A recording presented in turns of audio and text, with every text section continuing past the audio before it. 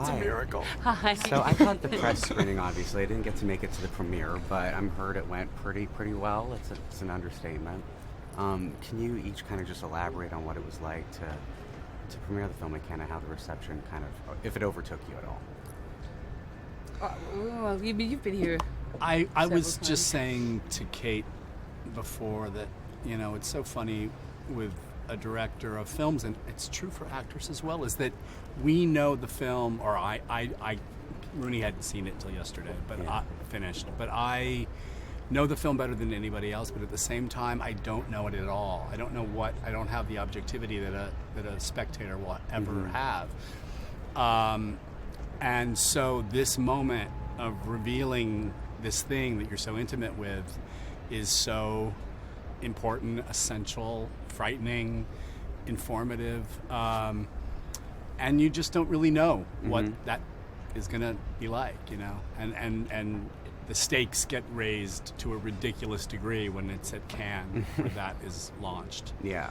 But it was an amazing night. I'm still giddy from it. I'm still processing it. But it was like something out of a fairy tale. It was just to walk down up the stairs and down the stairs with these two, with that music and their gowns, and it was something else. Yeah. What about the two of you? Yeah, I was quite nervous, actually. I was really nervous. But it was nice to be, usually on a red carpet you're like thrown in the middle and everyone's screaming at you, but it was nice to be able to like have something to hold on to. And they were screaming at you still, but they're wearing tuxedos. They were, but at Exactly. least I got to, I felt like I had partners. So it was, And Cate? Oh, it was a big relief.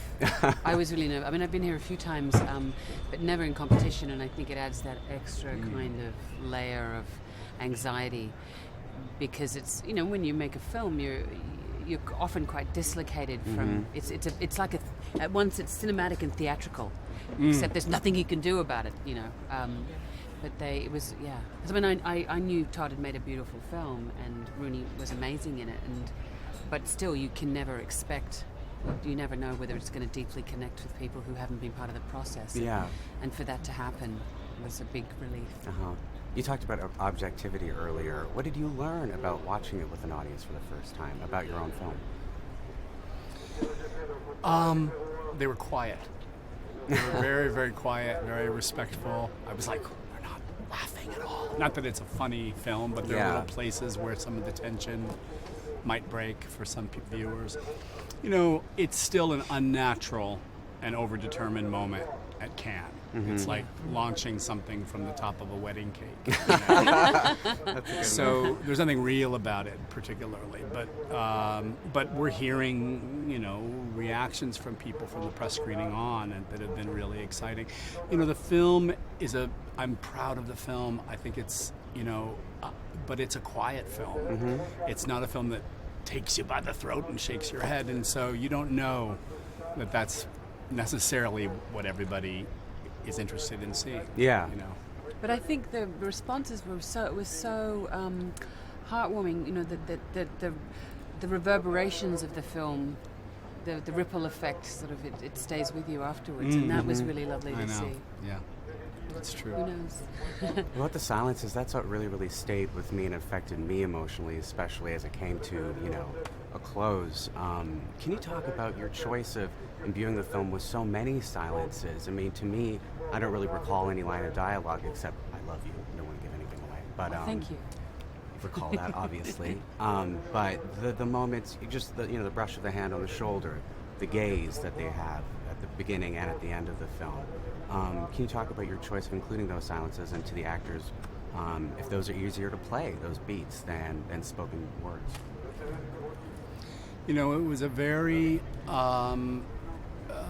anxious, anxiety-ridden time. I learned in my research, the end of the 40s into the 50s. A lot of paranoia. The Cold War had really made its impact on the sense of hope and possibility that followed the war had sort of all of a sudden frozen up. And these women live in very prescribed and different worlds that they're experiencing the limits of, respectively. So I think a lot of what isn't able to be said was important, and that's a beautiful part of the novel, because Therese can't even find the syntax for describing her feelings for this woman. There is no example in the world that she can point to put it into language. Yeah. And there's something radical and frightening and wonderful about that. But it's also, I was just talking to someone before, when you have a baby, you feel like you're Mary and Joseph. No one has had a child before you. When you deeply fall in love, when you get ambushed by those feelings, you, like Romeo and Juliet, you discover this for the first time. And I think what is extraordinary about what you've really brought out in the screenplay is, and I saw this last night seeing it for the second time, is that yes, the women are front and center. Yes, these are undeniably two women falling in love with one another, and that's not something you see on screen very often. But there's a universality to it because they don't have any name or any language for it. It's not that different really from falling in love with a woman falling in love with a man profoundly and deeply. They're out of control, it's running ahead of them, and there's nothing they can do about it. And if they deny it, if they cut it off, then they're only living a half life. And I think that's what, it's sort of simultaneously an outsider film and an insider film. Yeah. Which I found really interesting to witness that with an audience last night. Could I get you two both to speak about playing those silent beats and what that was like? I always love those moments in film, those silent moments that fill up the space between the words. I always feel like you kind of tell more of the story in those moments, and there's certainly a lot of those moments in our film, and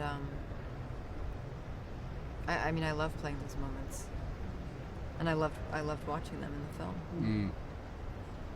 Now, this is a film that obviously lives or dies on the chemistry of its two leads. I know that you were attached to the project before Todd came on, but how did you go about choosing these two as partners? Did you have them screen test together? How did that all work out? Just prayed. I've been watching Rooney's work from the beginning and just being so amazed by it, and the differences in the performances and the characters, and then I've spoken to people who've worked with her, and I just was like, oh my God, I just have to experience this for myself. And I really found that these guys work and bring the same kind of serious regard to the work, the preparation, the care, the concern about detail. And so the fact that there was that chemistry, the connection between them was not a surprise to me. And a real kindness to the collaboration and the people on set. Yeah. I feel like chemistry isn't something you can really predict. It's kind of like just a freak thing that happens. It's like catching lightning in a bottle. It either happens or it doesn't. Like, you can't create it. It's either just there or it's not. I feel. Yeah. So it was there for the two of you from the first It was day you really met. there. I felt it. You felt it. Still deep there to this moment. in the core. That's why Todd's sitting between So us. here's a barrier. That's why she's all Please, covered stop, up. please. Sit between us. I can't go. I do love this. Either you wear white and you wear black, or you wear white. Talk about chemistry. Did you two Did plan not this? plan it. Really? We did not No. plan it. Okay. It's Well, it works. It's, see that film, Single White Female? Yes, of course. I love what Carol says about Therese in the film, about what is the line about being an alien, Being flying in an from angel space. flung out of space. Yeah. What a strange girl you are. Mm-hmm. Flung out of space. I love that so much, and when I walked out of the film, everybody that commented on your performance spoke about that and how you really embodied Wasn't it? that. Yeah, in a strange You've done way. that Life. before. Did you use that line as kind of a springboard to delve into who Therese was?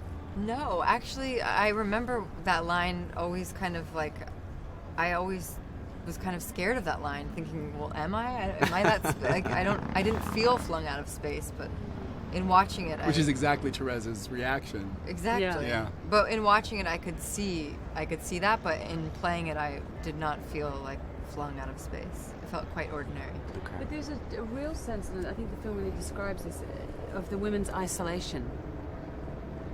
And I think that's kind of that spaceman in orbit. It's that lack of, she connects with with people, and then they miss one another, and so then when she connects with Carol, hopefully you have that feeling like, oh, thank God. Yeah, but it's Not also exactly as you described, the universal unknown of falling in love, where your entire sense of self is rooted in the biggest question of all, which is, do they feel the same way that I feel? And so there's no bigger definition of being flung out of space than at the mercy of the unknown in that person who you just want to know, and that's what lurks for both of these characters.